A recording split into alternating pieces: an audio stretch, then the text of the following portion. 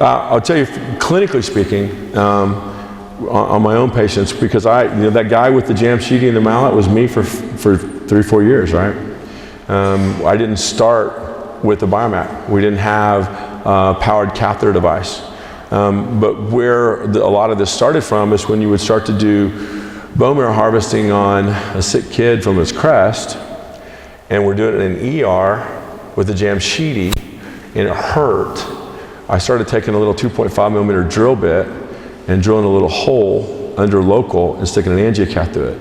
And I could get the kids to let me do it faster, and it didn't hurt them, and they didn't cry, and I didn't feel bad for hours, and it got me out of the ER faster. So it was much less painful. So I knew very early on, and we were doing that in the mid-90s. So I would drill a hole and just put a big angiocath through there. But when it came time to do it in surgery, again, we're still using a jam sheety. The patients, as long as I did iliac crest, which is again, the only way I felt comfortable sticking a jam sheety. You don't have when you fracture a medial tibial face with a jam sheety, you see this big hematoma going all the way down the shin. The fascial sleeve of the medial face goes all the way down to the ankle. It's not a separate compartment, it's all one compartment. So you'll see this blood clot underneath the periosteum that can go 3 to 6 centimeters sometimes. And patients hurt forever. If shin splints hurt, inducing a subperiosteal hematoma, the pain is equivalent. It's the exact same type of pain. So the problem wasn't even just time, comparing the Biomac to a jam sheety. It was the complications and morbidity and the limitations you have on where you're going to draw your marrow. Vertebral body and iliac crest were it. And vertebral body only because you could take a jam sheety right down your pedicle. Once you drilled your pedicle hole for your pedicle screw, we just take a jam sheety, go right down there and draw your marrow from it.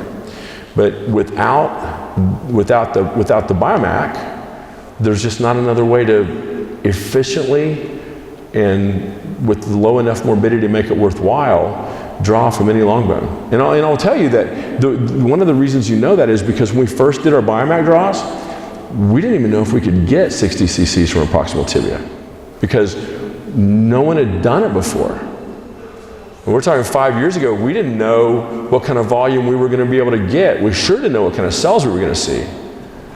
Fast forward 5 years, I can tell you proximal tibia is about 70% of iliac crest, distal femur is about 80% of iliac crest, proximal humerus is about the same as distal tibia. We didn't even know that we could get an appreciable amount of marrow from the proximal tibia back then. Matter of fact, primarily the reason we designed the catheter this way is for interosseous resuscitation. Because as a trauma surgeon at a big hospital, I got tired of taking an 18-gauge needle with a pair of pliers and jamming it in a proximal tibia just to hook an IV to save some kid's life that was volume depleted and no one could get an IV in them. You can push fluids faster interosseous into a tibia than you can through a peripheral IV. And it won't blow. And the fluid resuscitation is exactly the same. We can put our catheter in a proximal humerus, squirt a little dye through it, it hits the intravascular blood supply instantaneously. That's how we're pulling all that blood out. But I got tired of doing it with an 18-gauge needle and a pair of pliers because we'd hold onto that needle and just twist it in and then hook an IV to the 18-gauge needle. So this catheter is just a going forward of technology that we were trying to change for the last 15 or 20 years. And one of the best uses for our catheter still is if you're moving a troop on and off a helicopter in the middle of the night and they're volume depleted, the biggest risk for someone to die in theater is volume depletion or shock, blood loss. The best way to save someone's life is getting an IV started, getting some volume on board, getting the first couple liters of fluid in. Very difficult to do in the middle of the night, in the dark, in transport, on a helicopter, or a truck that's moving at speeds on rough roads. With the Biomac, everyone can feel a proximal tibia, everyone can feel a medial face. So that's kind of the direction we've gone even with the catheter still. As a resuscitation device, there's still plenty of times in the ER that I've taken our catheter and changed someone's future. So I think from an ease of use standpoint, I can't do that with a jam. It makes no sense for me to take a jam sheeting and a mallet and do that to somebody. And so I think that's the biggest change we've seen, is just the applicability. Putting bone marrow in the hands of a surgeon that doesn't feel comfortable around the iliac crest. Not a lot of plastics guys, ENT guys, feel comfortable around the iliac crest. For a trauma surgeon, iliac crest is prepped into my field on every hip we did, and oh, by the way, the reason I designed this insertion portal this way is because if you're an orthopedic surgeon in a residency program, you've all put in a pelvic frame. You've all had to put a couple screws down the iliac crest and close a big open book pelvis fracture to save someone's life that was dying. Well, you have to do it pretty quickly. You don't have C-arm, you're not in the CT room. You have to fill the crest and drive a screw right between your fingers. Put a couple cannulated pins in, put a frame on, close the fracture. This is exactly the same procedure as we're doing. Anyone that's ever grabbed the front of an iliac crest and drove a big pin through it can do this in 2 minutes. Again, I bring up my mother because I think everyone here that understands you're never going to hurt your mom. We've done my mom's follow-up injections in the clinic. And the only thing we had to do with my mom is you have to put headphones on her because she doesn't like the sound of the drill. It makes her feel like she's at the dentist. So as long as she has headphones on, she's fine. Because you don't feel real pain drilling into because again, and look, I don't know how to say this without making myself sound like an idiot. I would way rather drill a proximal tibia than start an IV on some people. I mean, if you take if you're going to draw PRP, it's a big needle. You don't want to draw this with a 22 because you lyse the platelets, and your PRP volume becomes nothing, right? So we're using a big needle when you draw PRP. Well, if you have a 400-pound diabetic that's a little nervous, I hate starting an IV on that patient. I mean, you watch the nurses, everyone here that's ever been a patient that had an IV started or had a big blood draw, because again, we're trying to draw 60 to 90 cc's. You draw 60 cc's of blood through a peripheral IV, there's not a lot of guys in here that want to do that and take the time to do it. And the other thing it did is it slows down your surgery. You get a nurse in the OR poking some patient 4 or 5 times to try to get 60 cc's of blood, when I can walk in with a catheter, pop it in a proximal tibia and have 60 cc's in 3 minutes. It makes no sense. And in a clinic setting, the last thing in the world I want is a really unhappy patient that's had like 10 attempts at a stick. And it happens. I mean, every rep that's ever repped a PRP case has been called to a doctor's office where they couldn't get a blood draw. A wasted trip, a wasted kit, no income, and a patient that didn't get helped. But not a lot of people go to a doctor's office to have a failed tibia draw. That didn't happen. Yeah, I think the key, and that's a really good point, the key to doing an in-office draw is appropriate fascial block. The periosteum is a very easy injection, because where I will take a 22 gauge needle with about 10 cc's of local with epinephrine into the periosteum, just like, and everyone's injected a lateral epicondyle where you kind of pepper the surface a little bit of the bone. That's exactly what I'll do with the periosteal block. I stick it right where I'm going to make my hole, block it a little bit, kind of move the catheter around, block it a little bit, and then I let that lidocaine or marcaine, either one, usually marcaine takes a little longer to set up but lasts a lot longer, so I'll use that and do a subperiosteal block. So you create a little bit of liberation of the periosteum with the marcaine, and because it has epinephrine, it does not cause a periosteal hematoma, right? The only subperiosteal substance you see in that periosteum is going to be marcaine and epinephrine, not blood.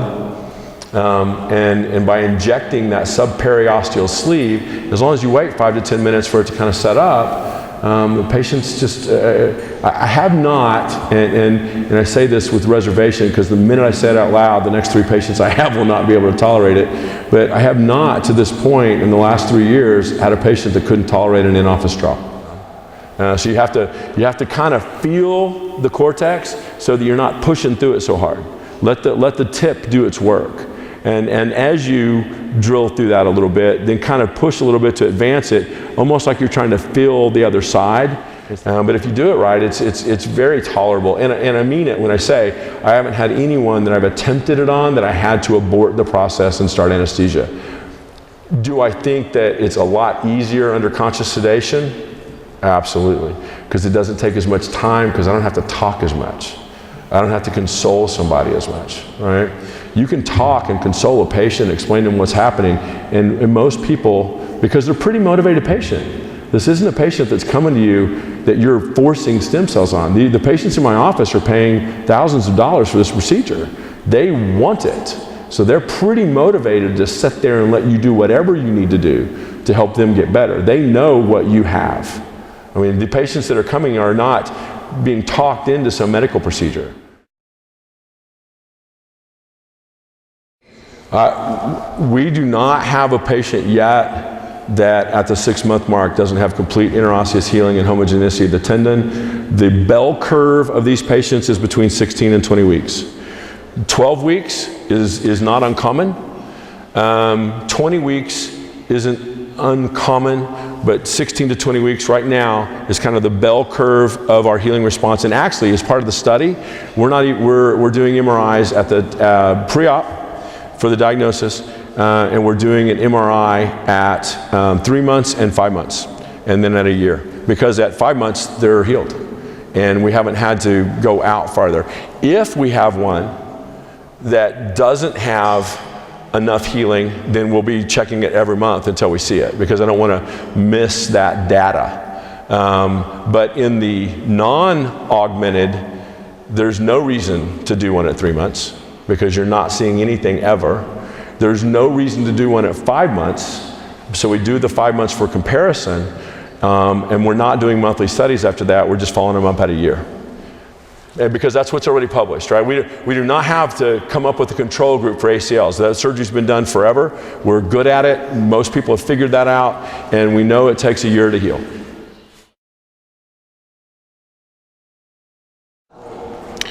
An external factor, actually neither.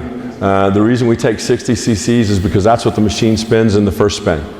That's the answer. Now, here's the anecdotal part of that.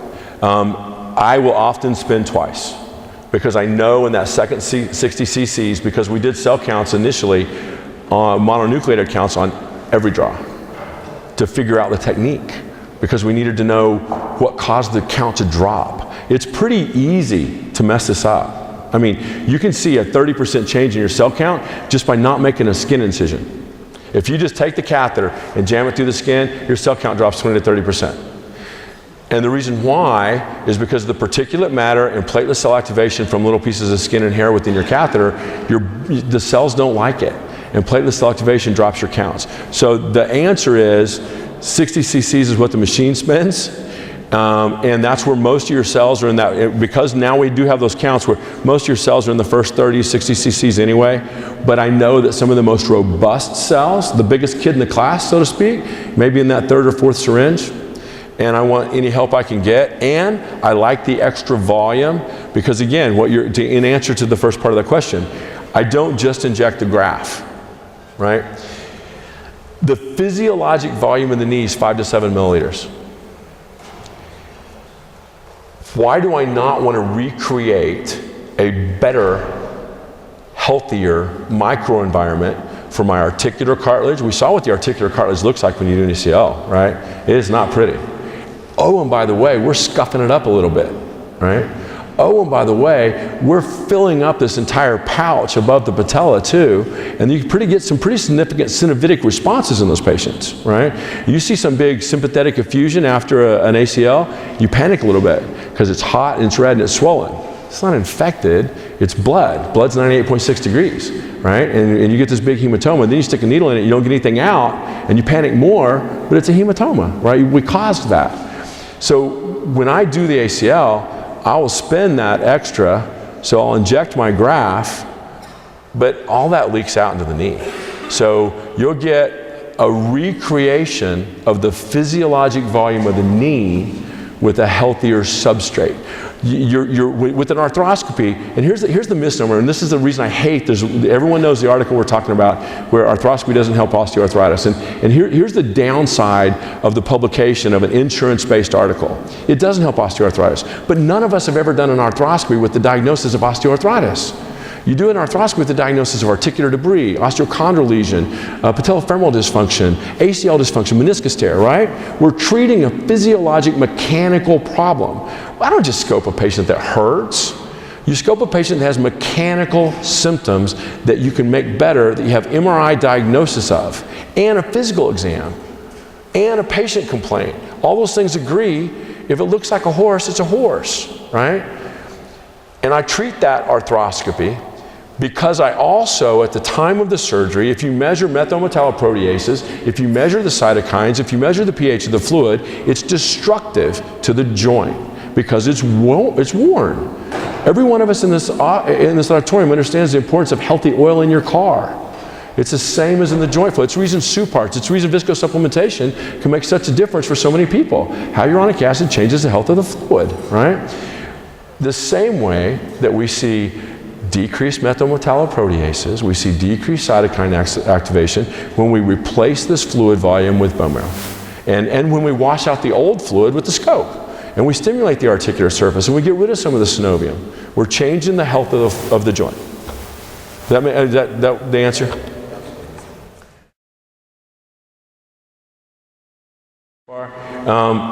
It was a pretty significant argument because obviously, because biologic therapy is found in the study, we won. I mean, what some surgeons don't want to do is change the paradigm of getting rid of autograft.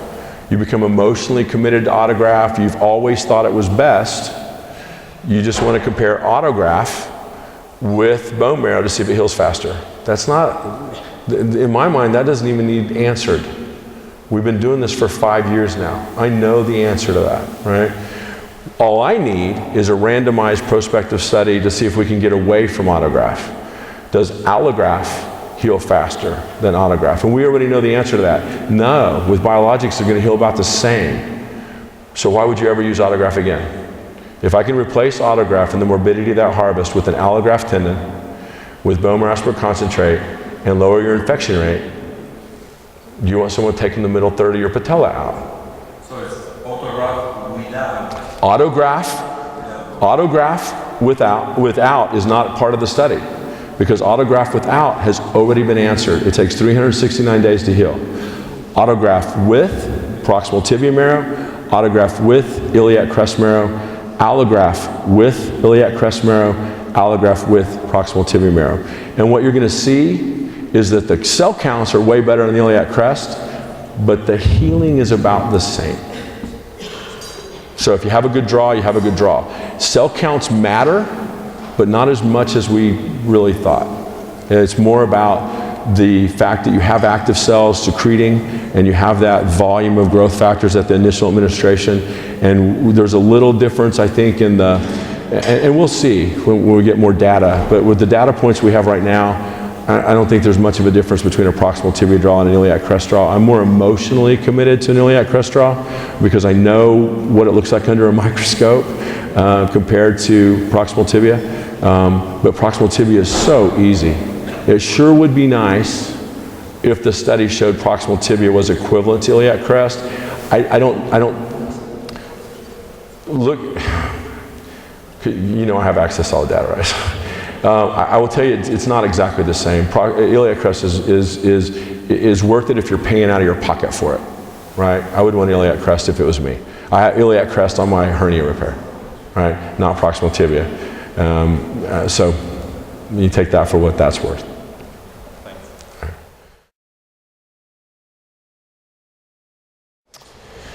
No, because we still function under a whole blood exemption. I think the FDA's goal, FDA exemption under whole blood for the spinning of whole blood, because again, bone marrow aspirate concentrate is 97% whole blood. So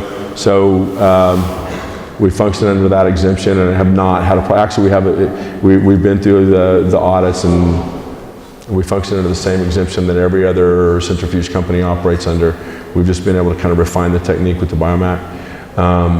But in answer to your question, I think that the FDA's goal, their stated goal, is to control all tissue, autologous or otherwise. And as of right now, we still have some 631 exemptions with our amniotic tissue, which is the product we were way more worried about than bone marrow. We're never going to probably get bone marrow taken away from us. We were way more worried about getting through with our amniotic product, and we've been able to cross those hurdles already. So I don't see that as too big of an issue going forward.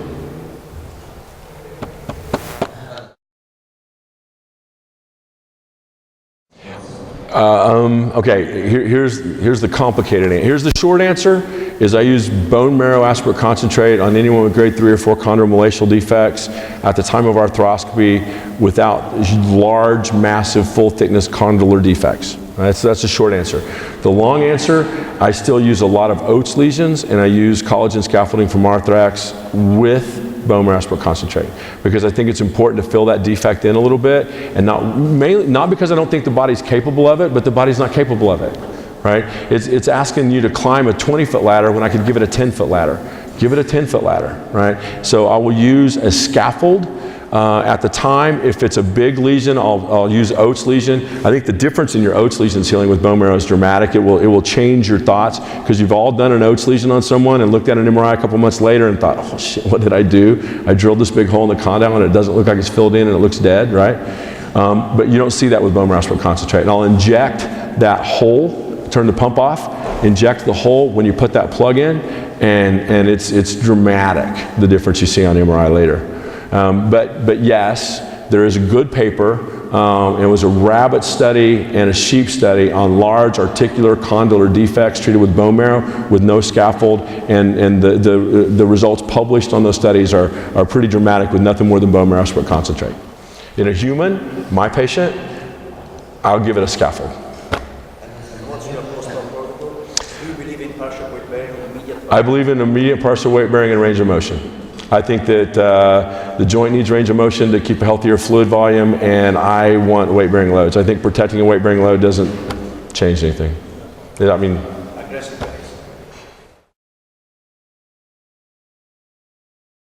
I think that here's my thoughts. Without pinning anyone in this room into a corner. With osteoarthritis of the knee, there's a good study published showing that PRP is more effective than hyaluronic acid, right? And that was in knees filled with debris, osteolytic enzymes, methyl metalloproteases, and meniscal tears, right? I want to give my bone marrow concentrate the best chance of making the biggest difference for a patient. In an effort to do that, I believe it's important for me, emotionally, to remove the debris from the joint space, to clean up the synovitic sheaths of tissue, to get rid of the continued MMP activation and cytokine cycle, to limit the potential methyl-metalloprotease secretions, to decrease the chondrolysis that the patient is already experiencing before I use bone marrow aspirate concentrate. So my protocol in that patient is I have to have a really good diagnosis based on physical examination, imaging, and history and physical. And then I will treat the diagnosis specific to the arthroscopy. And in my mind, no, I'm sweeping the floor a little bit, right? No, if you're gonna, I keep using really simple analogies because I talk to patients this way too, right? And I think it's important to come up with analogies that you can understand without a PhD and MD. I think it's really important. And I think everyone that's ever laid a floor understands before you put new tile down, you sweep what's there first, right? And I don't want to try to lay a new floor with a chondral surface on a dirty surface that I could have cleaned up first and made it easier to get a better result. If you lay linoleum down and there's stuff underneath it, you still laid it, you just did a crummy job. It's not going to last as long, right? And I think that's the key with bone marrow split concentrate. I want to give it a chance of lasting as long as possible and get a better result. I'm not going to waste a patient's trip to surgery. I'm not going to waste a bone marrow aspirate harvest. I'm not going to waste 60 to 120 cc's of mesenchymal stem cells. I do, and here's why. Again, clinical study on a rat study where we reamed out the femur of rats, right? Well published 10 years ago. If you ream the femur and you use bone marrow split concentrate, 50% of it healed within the first 2 months. If you ream the femur and you use nothing, none of it healed at 6 months. If you reamed the femur with bone marrow split concentrate and hyaluronic acid, it was completely filled in and healed within 8 weeks. Meaning that, and I think that the important points, and Brian may correct me on this actually, is I think the hyaluron protein is really important to maintaining your membrane health of your tissue and your cell. And I think that stabilization of the mesenchymal stem cells with hyaluron helps keep what we've done active and promotes the health of the joint. So I will start on a microfracture patient with bone marrow, I will start hyaluron at the same time I do their follow-up injection, and I'll do a series of 5 SUPARTS injections along with the BMA. And those patients that you can do that to, which is not everybody, a lot of people in my practice are because they're flying in from, I mean, in 2013, we did people from 12 states and 9 countries in Decatur, Texas, right? These are people I had one shot at, and then some of them come back 6 months later for a follow-up injection. But I will usually have their family doctor or other orthopedist start a series of SUPARTS at about 8 weeks. The insurance companies pay for it, the patients like it, and it makes a difference. The patients that have been able to do the SUPARTS do way better, anecdotally. Okay, guys. Dr. McKenna, thank you very much for taking the time.